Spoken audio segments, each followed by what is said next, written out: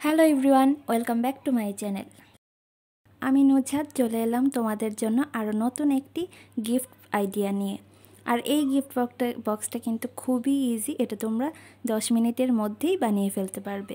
এই যে দেখছো, ফার্স্টেই আমি একটি হোয়াইট পেপার নিয়ে নিয়েছি এবং এটাকে আমি অনেকগুলো ভাঁজ করেছি এবং এটাকে আমি এখন ছোট ছোট করে কেটে নিব।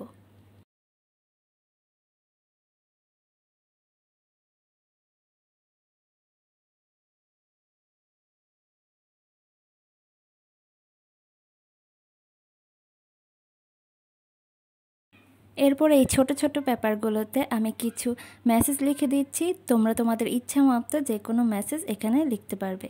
তারপর এই যে সবগুলো মেসেজ দেখতে পাচ্ছ, এই মেসেজগুলোর সবগুলো পেপার নিয়ে আমি একটা একটা করে গ্লু দিয়ে লাগিয়ে নেব।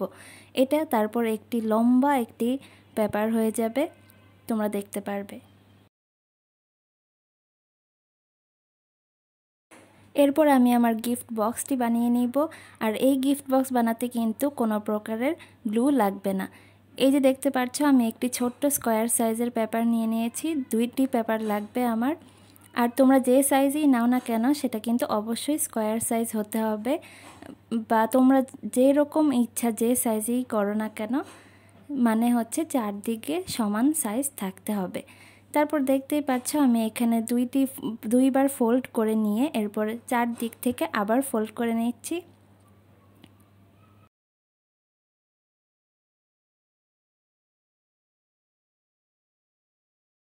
এরপর আমি এটাকে আবার ফোল্ড করব এবং দুই পাশ থেকেই এভাবে ডাবল করে ফোল্ড করে নিব।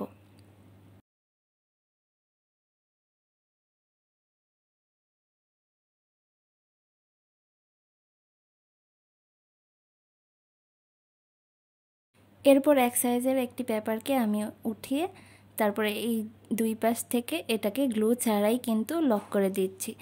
আমি আগেই বলেছি এই বক্সটি বানানোর জন্য তোমাদের কোনো গ্লু লাগবে না।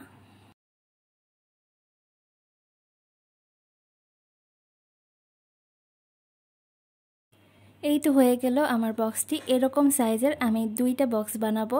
তোমরা কিন্তু দুটো পেপারের মধ্যে একটি পেপার আরেকটির থেকে ছোট করে নিবে, যাতে করে তোমরা যখন বক্সটা লাগাবে তখন সুবিধা হবে। এরপর দেখছো উপরে ছোট্ট করে আমি এন্টি কাটার দিয়ে কেটে নিচ্ছি। এই কাটাটা তোমরা খুব সাবধানে কাটবে, না হলে পুরো বক্সটাই নষ্ট হয়ে যেতে পারে। তারপর সেই যে আমি মেসেজগুলো লিখেছিলাম, সেই মেসেজের কাগজটিকে আমি গোল করে অন্য আরেকটি বক্সের ভিতর ঢুকিয়ে নিচ্ছি। এরপর বক্সটিকে সুন্দর ডিজাইন করার জন্য আমি এখানে আমার 2টি স্টিকার লাগিয়ে নিয়েছি, যাতে দেখতে সুন্দর হয়। এই তো দেখতে পাচ্ছ আমার গিফট বক্সটি রেডি হয়ে গিয়েছে। আমার ভিডিওটি যদি তোমাদের ভালো লেগে থাকে তাহলে চ্যানেলটিকে সাবস্ক্রাইব করবে, আর ফেসবুক থেকে দেখলে ফলো দিবে।